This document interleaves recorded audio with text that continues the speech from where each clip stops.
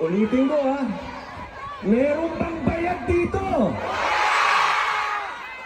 Wala.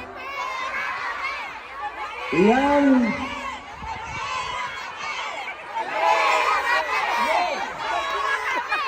May pera kami! May pera kami! May pera kami! May pera kami! Ang sarap madinig mo na. Merong mapera kami! Merong may pera kami! Walang bayad dito! Lahat ito nagmamahal sa bansang Pilipinas! Alam nyo, mga mahal kong kababayan, nararamdaman ko ang nararamdaman ninyo dahil noong 2016, nung ako po ay nangampanya para kay Rodrigo Roa Duterte, sarili ko rin pong gastos. Ako po ay umikot dito, hindi lang po sa Europa, hanggang sa Middle East, Southeast Asia, nangampanya po ako, sarili kong pamasahe, sarili kong hotel. At nung nakaupo na po si Mayor, hindi po ako humingi ng posisyon. Wala po akong hininging kapalit. Ang ibinigay po sa akin ni Mayor ay pangalawang pagkakataon. Binigyan niya ako ng absolute pardon, pangalawang buhay. Kaya nandito po ako, nakalulungkot mang sabihin, pero marami po sa mga kaibigan namin ni Mayor, kakilala na lang. Napakabilis pong makalimot.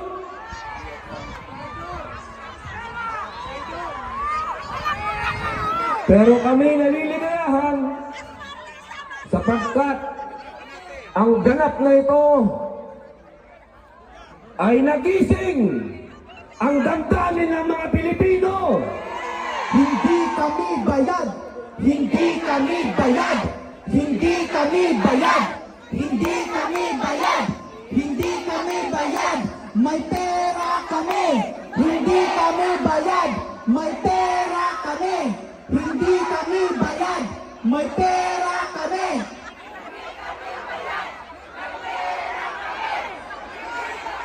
Bayang Pilipinas, naririnig mo ba sila? Hindi kami bayad! May pera kami! Hindi kami bayad! May pera kami! Hindi kami bayad! May pera kami! Yan. Yan ho ang isang bagay na wala sila. Marahil marami din silang pera, pero walang nagmamahal sa kanilang katulad ninyo. Duterte! Duterte! Duterte! Duterte! Duterte! Bilib talaga ako sa mga Pilipino dito. Ang init, napakainit ngayon. Nung mga nakaraang araw, nung bagong dating kami, nanginginig kami. Ngayon naman, napakainit. Isuot ko, ang init. Eh, napakainit pa ng pagmamahal nyo, kaya sold na sold.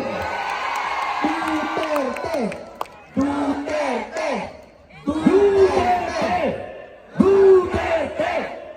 Duterte! Ngayon naman, mga kaibigan, mga kababayan, ako naman po ay makikiusap sa inyo. I love you, ma'am. Hello, ma'am. I like your green blouse.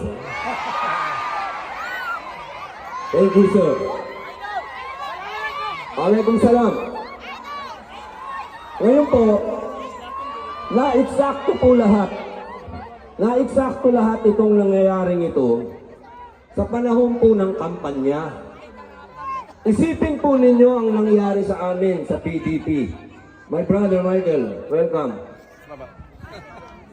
Kala nyo, di ako marunong mag-English ha. That's my brother there. Welcome, my brother. Hanggang doon lang muna tayo sa welcome. Mga kababayan, yung amin pong chairman, yung amin pong ulo, yung amin pong utak, sa ngayon ay nakakulong dito sa Dahig. Nakalulungkot po yan para sa amin sa PDP Laban. Sapagkat para po kami tinanggalan ng ulo. At alam naman po natin na sa Digong, kapag ka darating at magsasalita, ang tao dumadating kahit hindi sila bayad. Kaya po ang problema namin ngayon sa Pilipinas. Wala yung aming ulo. Kaya po, katulad ng iyong sinabi, lumalakas po ang loob namin sa PDP Laban kapag nakikita po namin kayo. Sana po yung pakiusap. I love you, ma'am. Alam mo, ma'am, sa totoo lang, gustong-gusto kong kumis. Kaya lang, binabanatan ako, binabash ako. Pumunta daw ako sa Holland para humalik. Pambihira mga tao yan. Pangit kasi sila. Walang humihingi ng halik sa kanila, kaya kasalanan ko pa kung pangit sila, di ba, man? Kaya mo nga, pag walang camera, I'll give you the kiss. English yun nga, English. Sana po. Yes, ma'am. Papangako mo ba pagka binoto mo lahat yung senador ng PDP? I'll give you a big kiss. Mamaya, ma'am, kasi baka makuna na naman ako, mabas na naman ako.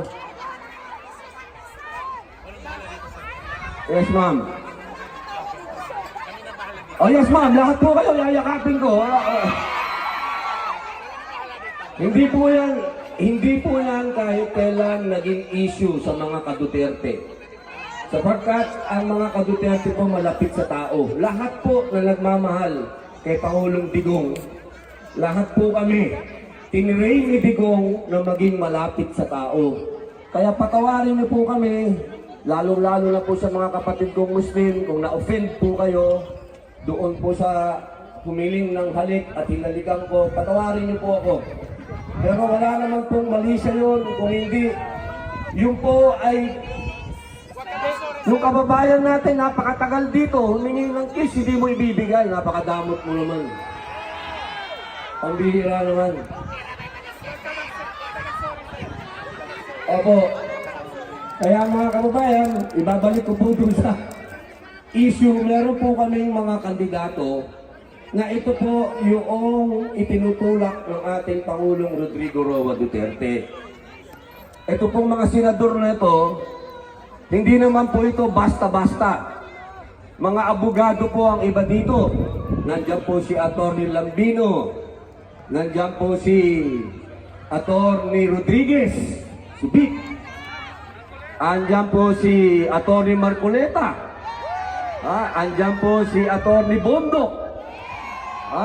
Andiyan din po si Atty. Hillo. Andiyan din po si Pastor Apollo Kibuloy. Andiyan po si Kuya Philip Salvador. At nandiyan po yung anak-anakan ng ating Pangulong Rodrigo Roa Duterte. Nandiyan po si Bongo. At nandiyan din po si Bato.